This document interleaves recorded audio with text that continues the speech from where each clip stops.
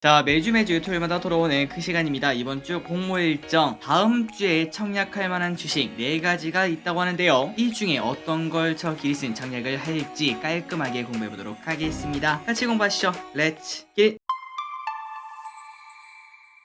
참고로 이제 몇몇 기르분들은 뭐야 뭐 앞부분이 좀 빠진 것 같은데 라고 생각하실 것 같은데요. 그 부분은 일부러 오늘 낮에 올려드렸습니다. 그거는 아래 댓글에다가 링크를 따로 남겨드리도록 할 테니 혹시 관심이 있으시다면은 그 영상도 따로 시청을 하시면 될 것 같습니다. 바로 보도록 하겠습니다. 이번 주 다음 주 화요일부터 금요일까지 어떤 기업이 청약을 하는가 봤더니 4가지가 있네요. 탑머티리얼, OSP, SPB테크, 샤페론 무려 4가지 기업이나 대기하고 있는 걸 확인할 수 있습니다. 그러니까 시간이 많이 부족하겠죠. 진짜 빠르게 보도록 할게요. 일단 첫 번째 탑 머티리얼, 화요일부터 수요일까지 진행하는 친구입니다. 주관사는 한국투자증권. 정말 빠르게 보도록 최선을 다하도록 할게요. 자, 일단 탑 머티리얼 같은 경우에는 이렇게 3가지 사업이 있습니다. 시스템 엔지니어링 사업, 전극, 그리고 양극재. 그 중에 일단 첫 번째인 시스템 엔지니어링 사업을 보자면은 이 사업이 가장 주력적인 사업이며 그 다음에 캐시카우 산업입니다. 그러니까 이걸로 열심히 돈을 벌고 있다는 소리겠죠. 그만큼 중요하다고 볼 수 있는데요. 그렇다면 시스템 엔지니어링 사업이 뭔가 봤더니 2차전지 스마트 팩토리 건설과 운영에 대한 토탈 엔지니어링 솔루션을 공급하는 사업으로 소프트웨어와 하드웨어를 동시에 공급하는 턴키 컨설팅이라고 합니다. 그나저나 턴키 컨설팅,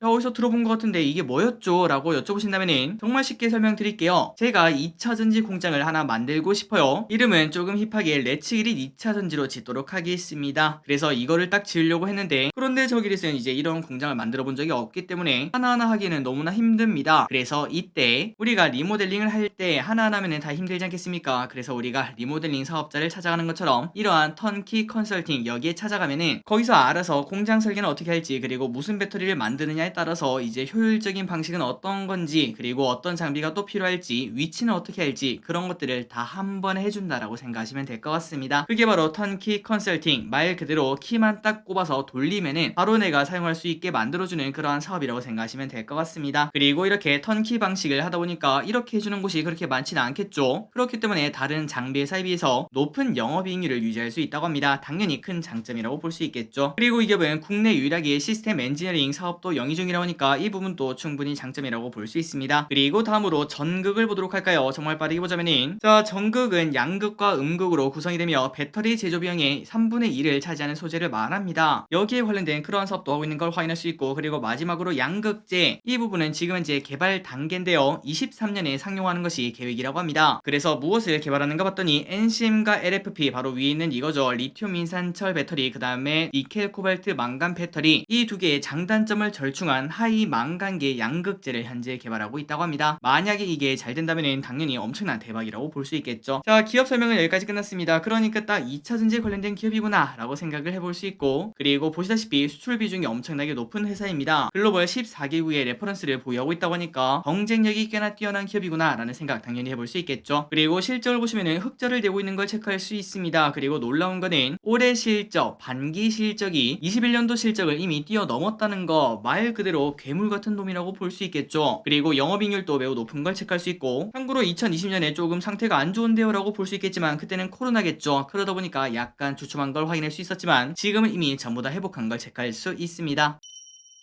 그렇다면 기관의 평가는 어떤지 보도록 하겠습니다. 이 부분이 조금 아쉽더라고요. 최근 들어 2차전지가 그렇게 각광을 받지 못하고 있나 봅니다. 기관 경쟁률은 451대 1로 매우 아쉬운 걸 확인할 수 있고, 그런데 그 와중에 참여한 기관들은 꽤나 높은 가격을 써낸 걸 확인할 수 있습니다. 3만원이 41%, 그 다음에 3만원 초과가 55%니까 조금은 극과 극으로 나뉘었다고 볼 수 있겠네요. 그리고 플러스 이것도 꽤나 특이합니다. 의무 보유 가격을 보면은 여기 보시면은 20%가 되어 있는 걸 확인할 수 있죠. 그러니까 참여한 기업들은 진짜 좋은 회사입니다 라고 평가를 했다는 건데, 경쟁률이 낮다는 게 조금 의아하다 라고 볼 수 있겠죠. 개인적으로는 그냥 1이 빠진 줄 알았습니다. 400대 1이 아니라 1400대 1 아닌가 라는 생각까지 했는데, 어쨌든 기관 평가를 정리하자면 참여한 기관은 그렇게 많지 않았지만 그래도 참여한 애들은 최고의 평가를 내렸다 라고 정리할 수 있겠네요. 참고로 이 기업 탑 머티리얼의 대주주가 있다고 하는데, 그 대주주는 코스닥에 이미 상장된 코인테크라고 합니다. 이 부분은 참고하시면 될 것 같아요. 정리하도록 하겠습니다. 탑 머티리얼 우리가 청약을 할 것인가 말 것인가. 청약일은 일단 화요일부터 수요일까지 월요일날 쉬고 화요일날 바로 시작합니다. 그리고 상장일은 아직까지 예정이고요. 언제든 변경이 될 수 있다는 거 10월 18일 화요일 다다음 주 화요일날 상장을 한다고 합니다. 그리고 최소 청약 금액은 20주 기준 30만원이 필요하고 기관 수혜 측은 451대1 조금은 아쉽죠. 그런데 그 와중에 의무 화격은 30%가 넘는 특이한 흐름을 나타내고 있습니다. 균등 배정 물량은 25만 주 그리고 수수료는 2,000원 공모 유통물량 예정치는 30%로 예상 시총이 2,300억이니까 한 700억 정도가 풀린다는 걸 확인할 수 있습니다. 자, 기름들의 생각은 어떨지 조금 궁금합니다. 청약을 할 만한 기업일까요? 아니면 아닐까요? 자, 일단 저 기릿은 지금 증시 분위기만 꽤나 괜찮았으면 그러니까 한 2,500, 2,600만 되었으면은 당연히 청약을 진행했을 것 같습니다. 하지만 지금 상황이 조금 너무 좋지 않기 때문에 다른 부분은 전부 다 좋지만 그런데 그 와중에 기관 경쟁률이 조금 나쁜 걸 확인할 수 있죠. 그렇기 때문에 공모가가 상단이 아니라 하단이면 모르겠지만 공모가 상단까지 올라간 이 기업을 굳이 청약할 필요는 없다고 개인적으로 생각하고 있습니다. 그리고 그 이유 중 하나는 바로 얼마 전에 2차전지에 관련된 WCP가 상장을 했는데 이 친구가 완전 박살이 나버렸죠. 공모가 다이어트를 확실히 했는데도 이러한 결과가 나왔기 때문에 탑 머티리얼도 엄청나게 좋은 흐름이 나오기는 조금 어렵겠다. 그러니까 먹어봐야 큰 수익이 아닐 확률이 꽤나 높기 때문에 굳이 이런 장에 모험을 할 필요는 없다라고 정리를 해보고 싶습니다. 그래서 저기 쓴 패스를 진행하도록 하겠습니다. 여러분들도 한번 꼼꼼하게 고민을 해보시기 바랍니다. 자, 다음입니다. OSP 주관사는 대신증권 청약일은 10월 4일부터 10월 5일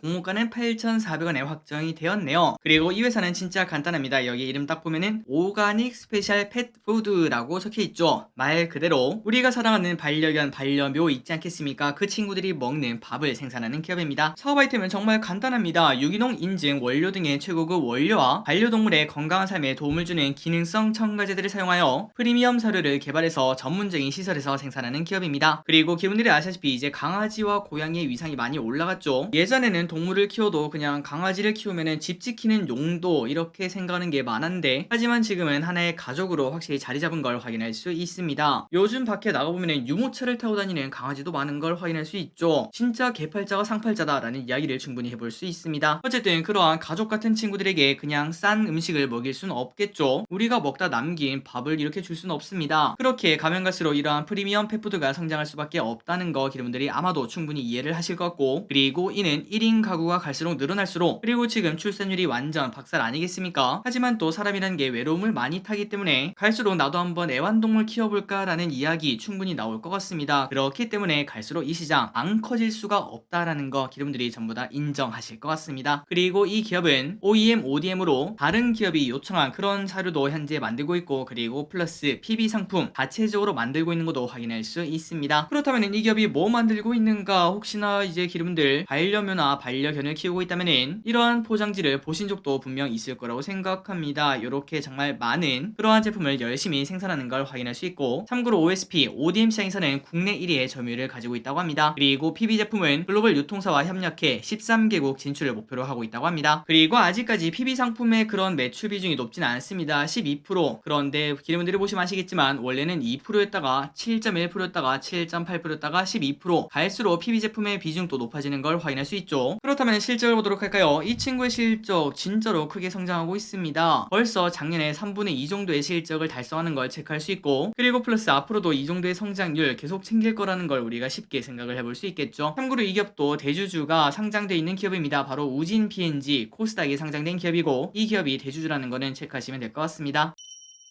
확인해보도록 할까요? 자, OSP 대신증권에서 진행을 하고 있고 청약일은 화요일부터 수요일까지 당장 다음주 화요일입니다. 그리고 상장일 예정은 10월 14일 금요일 이 부분 또한 예정이기 때문에 분명 바뀔 수 있다는 거 잊지 마시고요. 최소 청약 금액은 20주 기준 84,000원 기관 수혜칙을 딱 보니까 1581대 1로 이 친구 매우 좋게 나오는 걸 확인할 수 있습니다. 다만 의무 화격은 4.6%로 조금 낮지만 그래도 이 정도면 꽤나 매력적이다 라고 볼 수 있겠죠. 그리고 균등 배정 물량은 25만 7천주 청약 수수료는 2,000원이 필요하고 그 다음에 유통물량 예정치는 34% 예상 시총이 780억이기 때문에 상장 당일날 풀리는 물량이 그렇게 많지 않은 걸 확인할 수 있습니다. 분명 매력적이라고 볼 수 있겠죠. 그래서 저기는 이 OSP 청약을 진행하도록 하겠습니다. 일단 사업 아이템이 매우 매력적이라고 볼 수 있고 그리고 플러스 기관들의 평가도 좋고 그 다음에 실적도 지속적으로 성장하는 걸 확인할 수 있죠. 그리고 플러스 상장 당일 유통 금액도 그렇게 많지 않기 때문에 당연히 매력이 존재한다라고 볼 수 있습니다. 그래서 저기는 청약을 진행하도록 하고 여러분들도 꼼꼼하게 고민해 보시기 바래요. 다음입니다. 요 녀석 따라서 개인적으로 가장 기대주로 꼽고 있고, 만약에 기관들의 평가가 나쁘다면은 청약은 하지 않더라도 기관들의 평가가 나쁘면은 주가가 빠지지 않겠습니까? 그때 바로 살만한 기업이다 라고 생각을 하고 있는데, 과연 어떤 기업이길래 기릿이 이렇게 설레발을 치는지 확인해 보도록 하겠습니다. 주간사는 미래에셋증권 청약일은 5일부터 6일, 그리고 공모밴드는 11,100원에서 12,400원이라고 합니다. 아직까지는 미정이네요. 자, 뭐하는 기업인가 봤더니 바로 로봇에 관련된 기업이네요. 저 기릿이 당연히 좋아할 수밖에 없을 것 같고, 기름들도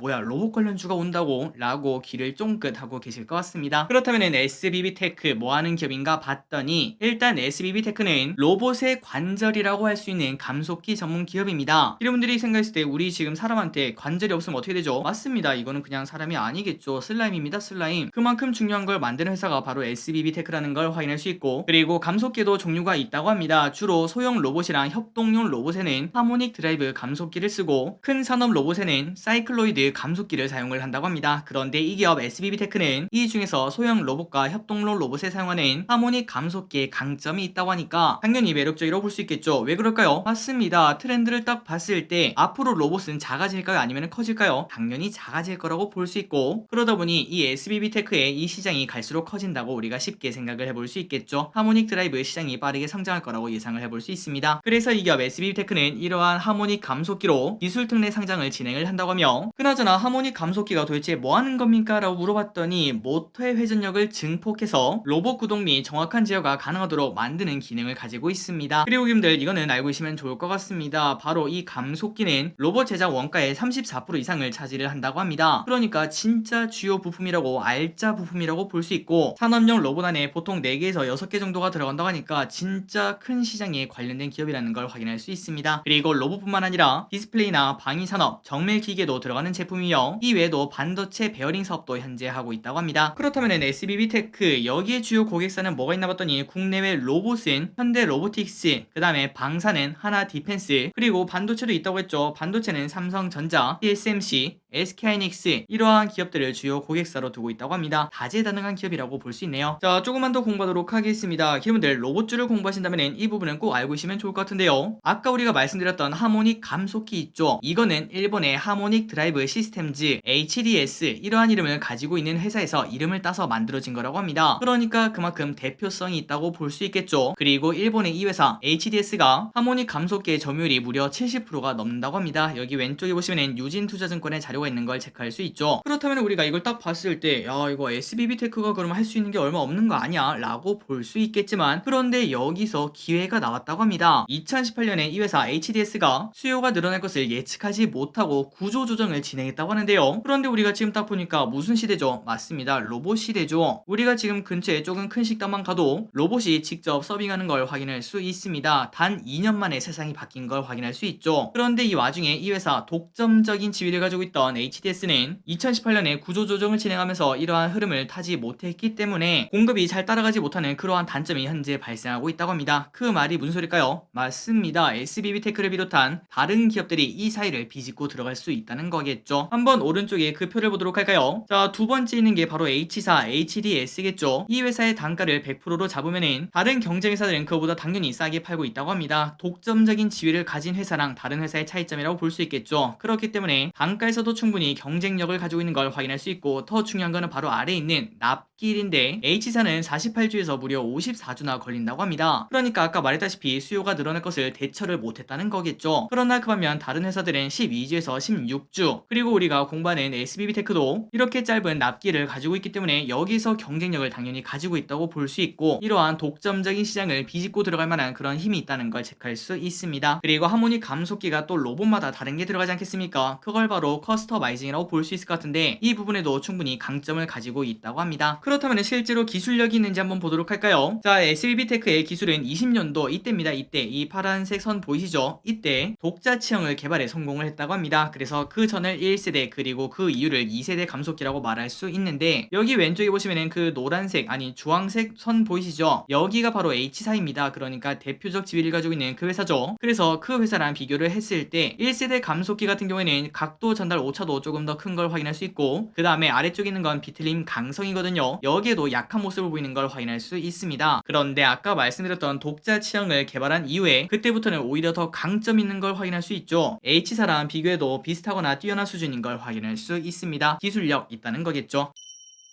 그래서 이제 정리해보도록 하겠습니다. 실적을 봐야겠죠. SBB테크. 그런데 실적이 좀 아쉽습니다. 19년도, 20년도, 21년도, 그 다음에 올해 반기까지 큰 성장세가 없는 걸 확인할 수 있죠. 물론 흑자 전환에 조금 성공하려고 하네 라는 생각은 해볼 수 있지만, 야 잠깐만, 아무리 로봇 산업이 이제 개화한다고 해도 너무 좀 성장성이 더딘 거 아니냐 라는 생각해볼 수 있습니다. 그런데 중요한 거는 아까 우리가 보다시피 1세대 감속기 있죠. 그거는 경쟁력이 조금 많이 떨어졌다고 합니다. 그러다 보니까 사실상 독점을 하는 H사 그 사이를 비집고 들어가기는 조금 어려웠다고 볼 수 있겠죠. 그래서 실적이 이렇게 나빴던 걸 확인할 수 있는데, 하지만 이제는 오른쪽에 한번 볼까요? 자, 하반기에 돈을 엄청나게 벌 거다라는 예상인 걸 확인할 수 있고, 그리고 내년에는 흑자 전환의 성공, 내후년에는 매출액은 거의 2배 성장하고 영업이익은 4배나 성장하겠다는 목표를 가지고 있는 걸 확인할 수 있습니다. 물론 이 회사의 예측이기 때문에 이 부분이 틀릴지 맞을지는 지속적으로 우리가 체크를 해봐야겠지만, 어쨌든 로봇 산업은 갈수록 커질 거고 거기에 맞춰서 이 회사도 커진다는 걸 우리가 확인할 수 있죠. 그리고 아래쪽에 보시면 이렇게 테스트 기간이라는 게 있어요. A사부터 E사까지 5개 회사에 지금 현재 감속기 신뢰성 테스트를 하고 있다고 하는데, 이게 무슨 소릴까요? 맞습니다. 납품 전에 일단 우리 제품 한번 써보세요 라고 하면서 테스트를 하고 있다는 거겠죠. 그리고 여기서 전부 다 통과를 해준다면은 향후 기대 매출이 엄청나게 쭉쭉쭉 나오는 걸 확인할 수 있습니다. 만약에 우리가 여기에 투자한다면은 이러한 테스트가 잘 되고 있는지 그런 것들은 확인을 해봐야겠죠. 어쨌든 미래 성장성이 매우 큰 기업인 걸 확인할 수 있습니다. 그리고 SBB테크는 이러한 4개 기업을 비교 기업으로 꼽았네요. 포메탈, 에너토크, 서암기계공업, 그 다음에 우린 PTS. 이 기업들의 평균 펀은 27.8배인데 여기에 할인율 45%에서 32%를 잡았다고 합니다. 그런데 이 와중에 아마도 몇몇 기업들은 로봇을 공부하셨다면은, 아니 잠깐만 길이, 그 감속기는 SPG가 대장인가 그거 아니야? 라고 볼 수 있는데, 그래서 저도 SPG가 왜 없나 하고 봤거든요. 그런데 이 기업들을 꼽을 때 매출 규모가 비슷한 기업들을 우선적으로 꼽았다고 합니다. SPG는 매출액이 커서 여기서는 뺐다고 하네요. 그런데 솔직히 말해서 SPG를 뺀 이유는 있었습니다. 바로 SPG가 지금 현재 추정퍼가 15밖에 안 되기 때문에 조금이라도 높은 가격을 받기 위해서 SBB테크는 SPG를 빼지 않았나라는 충분한 의심을 해볼 수 있는데, 어쨌든 이러한 전략은 상장한 회사는 충분히 쓸 수 있는 전략이라고 볼 수 있겠죠. 이 부분이 큰 악재라고 생각하기는 조금 어려울 것 같고, 그리고 플러스 참고로 기업들이 이렇게 SPG의 차트를 보시면은 지속적으로 쭉쭉 성장하고 있는 걸 확인할 수 있습니다. 최근 1년간 증시가 안 좋아도 계속 오르고 있는 걸 확인할 수 있죠. 그만큼 지금 로봇 감속기 시장은 갈수록 커져가는 걸 확인할 수 있고, 그리고 거기에 맞춰서 SBB테크도 좋은 기업이 될 수 있지 않을까라는 기대감 조금 가질 수 있습니다. 그리고 이번에는 정말 특이하네요. 최대 주주가 또 상장되어 있습니다. 바로 KPF라는 기업이 코스닥에 상장되어 있는 걸 확인할 수 있고, 일봉을 보면은 이런 흐름을 나타내는 건 참고하시면 될 것 같습니다. 자, 이제 정리해보도록 하겠습니다. SBB테크 청약일은 수요일부터 목요일까지, 그리고 기관 수익은 아직까지 나오지 않았고 화요일날 발표가 될 텐데, 그날 저녁에 청약을 할지 말지 깔끔하게 정리해서 알려드리도록 할게요. 일단 저기리스의 개인적인 의견으로는 충분히 청약을 할 만한 기업이다 라고 생각을 하고 있고, 만약에 지금 증시가 너무나 안 좋아서 기관 수혜측이 안 좋다면은 상장 후에 조금만 주가가 빠져도 충분히 살만한 기업이라고 평가를 내리고 싶습니다. 그리고 아래 보시면은 기술 특례 상장인 걸 확인할 수 있고, 그 다음에 구주 매출이 33%나 있다고 하네요. 이 부분은 매우 아쉽다고 볼 수 있습니다. 그리고 주관사는 미래세 증권이라고 합니다. 꼭 좋은 결과 있어서 우리에게 치킨이 되었으면 좋겠네요. 마지막입니다. 야, 지금까지 공부하시느라 진짜 고생 많으십니다. 샤페론이라는 바이오 기업 진짜 빠르게 보고 끝내보도록 할게요. NH투자증권 청약일은 6일부터 7일, 공모밴드는 8,200원에서 1,200원입니다. 자, 샤페론이란 기업 바이오니까 진짜 빠르게 보도록 할게요. 신약 개발 전문 바이오 기업입니다. 그리고 주력 사업은 염증 복합체, 염증 뭔지 아시죠? 뭐 아토피라든지 그런 거 다 염증이라고 볼 수 있습니다. 그리고 나노바디 항체 치료제에 관련된 기업이며 2008년 서울대 의대 실험실 벤처 기업이라고 합니다. 그리고 아래 보면은 이렇게 두 사람이 있는데, 이 중에 왼쪽에 성승용이라는 대표이사가 계세요. 자, 이 사람이 뭐 하는 사람인가 봤더니 바로 면역생물학계 세계적 권위자라고 합니다. 지금까지 면역학계에서는 세균, 바이러스 등 외부 이물질이 몸에 들어오면은 거기서 염증이 발생한다, 이러한 이론이 우세했는데, 하지만 여기 있는 성승용 대표는 2004년에 외부 이물질이 파괴한 조직이 쌓이면서 염증이 생긴다는 댐프 이론을 발표를 했다고 합니다. 뭔가 우리가 들었을 때는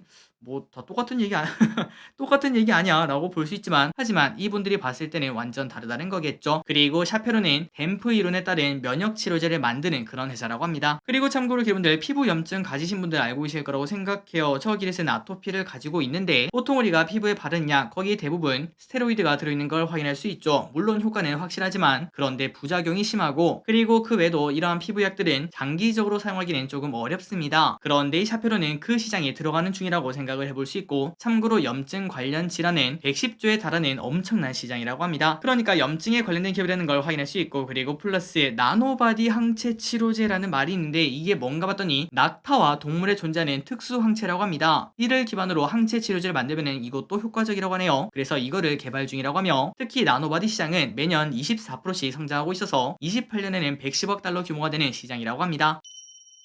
그리고 진행 중인 파이프라인 한번 보도록 할까요? 아토피 피부염, 과연 제가 쓸 수 있는 약이 나올 수 있을까 한번 보도록 하고, 그리고 알츠하이머에 관련된 것도 확인할 수 있습니다. 여러분들 혹시 알고 계셨나요? 알츠하이머가 염증의 한 종류라고 합니다. 그래서 이것도 해결을 할 수 있다고 하니까 이 시장이 얼마나 큰지 우리가 확인할 수 있겠죠. 그나저나 지난주에 그 치매 관련해서 미국에서 주가가 막 급등하고 한국 바이오도 좋은 흐름을 나타냈는데, 마침 타이밍 좋게 알츠하이머 관련주가 나오는 거 아니냐라는 생각도 해볼 수 있겠네요. 그래서 여러분들 이러한 파이프라인이 있다는 거 참고하시면 될 것 같습니다. 그렇다면 실적은 잘 나오고 있을까요? 그럴 리가 없겠죠. 바이오 특성상 지속적으로 적자인 걸 확인할 수 있고 25년에는 크게 성장하지 않겠나라는 예측하고 있습니다. 정리하도록 하겠습니다. 청약일은 목요일부터 금요일까지, 상장일은 미정, 최소 청약 금액은 56,000원, 기관 수요측은 아직까지 나오지 않았습니다. 수요측이 나오면은 그때 우리가 또 청약을 할지 말지 깔끔하게 공부하도록 할게요. 그리고 청약 수수료는 2,000원인데 나무 멤버스로 하면은 무료라는 거, 그리고 예상 시총은 2,480억이라는 거 참고하시면 될 것 같습니다. 자, 바이오는 이때까지 기관 청약이 그렇게 좋지는 않았는데 과연 이번에는 깜짝 결과가 나올 수 있을지 관심 있게 봐야 될 것 같습니다. 이제 마무리하도록 하겠습니다. 오랫동안 공부하느라 진짜 고생 많으셨고요. 자, 달력을 보시면 아시겠지만 10월 10월달에 진짜 기업들이 미친듯이 몰려오는 걸 확인할 수 있습니다. 마치 10월달에 상장 안 하면은 뭔가 큰일 나는 것처럼 뛰어오고 있는데, 어쨌든 이 모든 기업들 우리가 또 열심히 공부하면서 모든 기업들이 우리에게 치킨이 되었으면 진심으로 좋겠습니다. 그리고 기분들 아시다시피 이러한 일정은 분명 변경이 될 수밖에 없기 때문에 그 부분은 참고하시면 될 것 같고, 일단 이번 주에도 정말 많은 일정이 있다는 거 확인하시면 될 것 같습니다. 자, 오늘의 공부 여기까지 끝내보도록 하겠습니다. 이렇게 열심히 공부해주셔서 진심으로 감사드리고, 주말에 또 다른 공부할 게 있다면 저 기리시 또 돌아오도록 하겠습니다. 지금까지 기리셨습니다. 빠이요.